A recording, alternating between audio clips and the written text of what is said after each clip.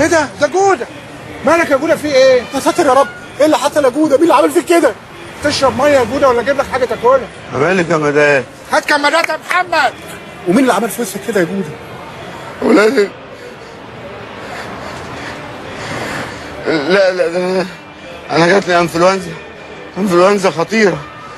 اول ما جات لي وبتوع الصحه عرفوا جم خطفوني من قدام المحكمه. انفلونزا الخنازير؟ لا، انفلونزا جديده اسمها انفلونزا الضبابير. اول مره اسمع عن الانفلونزا دي. ما دي بقى ما بتجيش الا اللي صوته عالي. ودي اعراضها ايه؟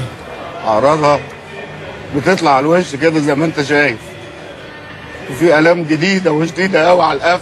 قفا؟ في حاجه زي كهرباء كده في الاماكن الحساسه. يا ساتر يا رب. وكحه؟ لا، ما تقدرش تكح. انفلونزا الدبابير. طب والقضيه يا جوده؟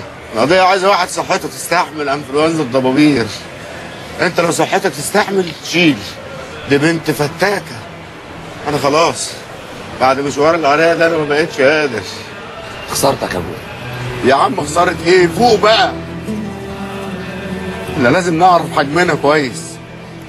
بلد دي مش بلدنا، ليها اصحاب، وكويس قوي ان هم سايبيننا عايشين فيها وساكتين. نخرس بقى بدل ما يرحلونا.